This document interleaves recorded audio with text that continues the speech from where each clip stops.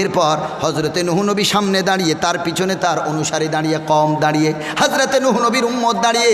নূহ নবী বলবেন, আল্লাহ আপনার হুকুম আমার উম্মতের কাছে পৌঁছিয়েছি। এইবার নূহ নবীর কমকে আল্লাহ জিজ্ঞাসা করবেন, ইকালুলি উম্মতিহি হাল বালাগাকুম।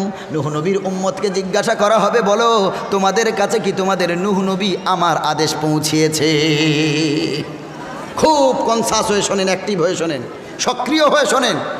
নূহ নবীকে জিজ্ঞাসা করলেন, নূহ আমার হুকুম কি উম্মতকে পৌঁছিয়েছ? নূহ নবী আলাইহিস সালাম বলছেন, হ্যাঁ।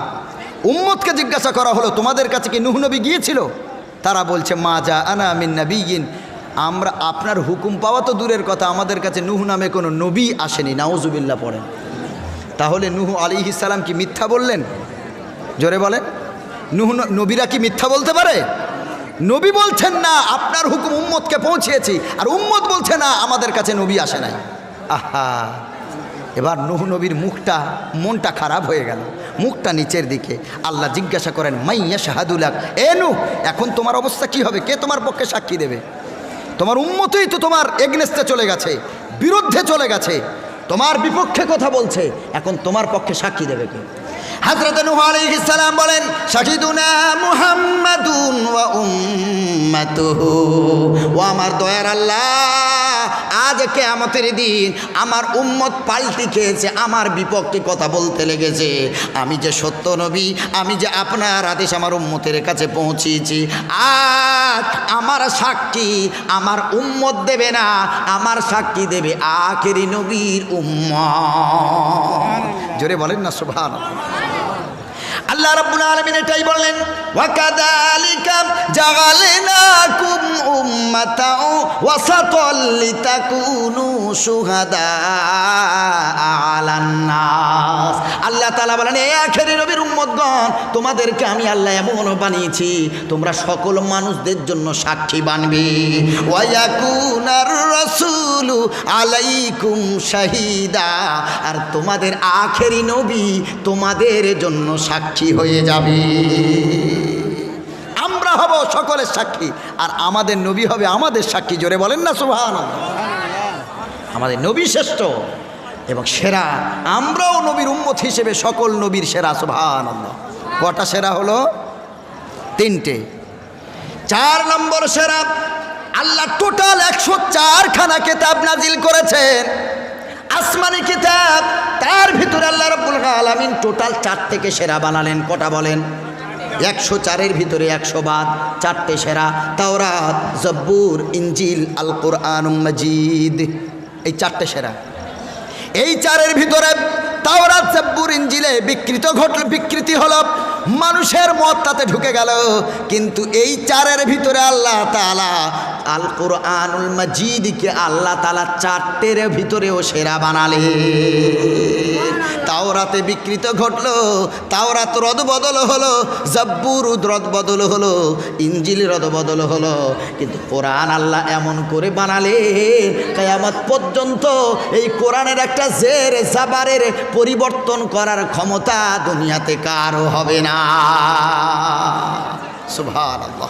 এই 4 জিনিস আল্লাহ আমাদের সেরা দিয়েছেন। তাহলে আমরা খুব দামি না কম দামি? জি, আমরা দামি, আরো দামি। শোনেন, আল্লাহ তাআলা এই কোরআন মাজিদটাকে নাজিল করার আগে, মানুষকে দেওয়ার আগে, নবীকে দেওয়ার আগে আল্লাহ কোরআনকে চাইছিলেন যাতে আসমানকে দেওয়া যায়, তার উপরে যাতে দেওয়া যায়, জমিনকে যেন দেওয়া যায়, পাহাড়কে যেন দেওয়া যায়।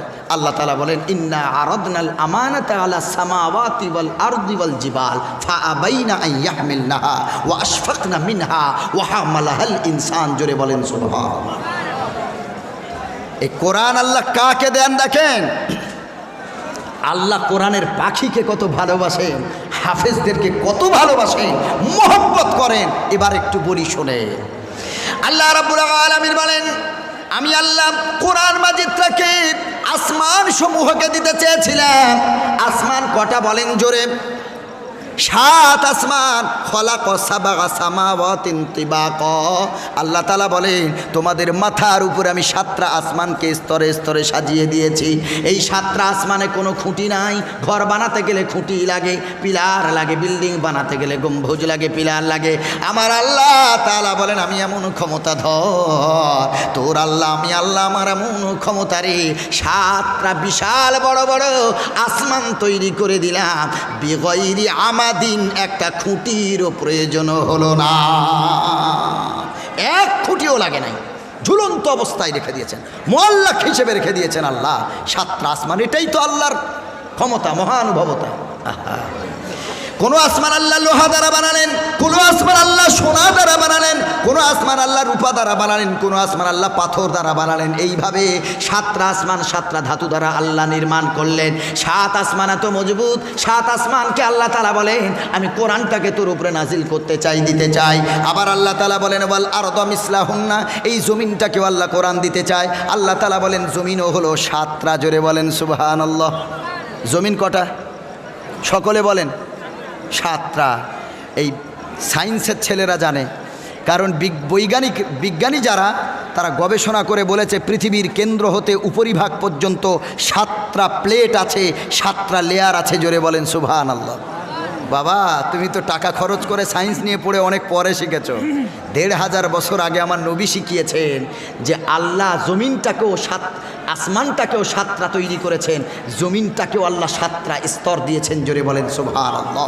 যখন কোনো স্তরে স্তরে ঘষা খায়, কোনো প্লেট ভেঙে যায়, উঁচু নিচু হয়ে যায়, আপ ডাউন হয়ে যায়, তখন পৃথিবীর ভারসাম্য হারিয়ে ফেলে ভূমিকম্প তৈরি হয়ে যায়। ও মুসলমান বাবাজি, আল্লাহ পৃথিবীটাকে স্থিরতা দান করার জন্য পাহাড়গুলোকে পেরেক স্বরূপ মেরে দিলেন। ওয়াল জিবালা আওতাদা, সেই পাহাড়গুলো কেটে কেটে সব শেষ করে দিচ্ছে, সেই পাহাড়গুলো কেটে কেটে রাস্তা করছে, গাছ প্রকৃতিগুলো নষ্ট করে দিচ্ছে।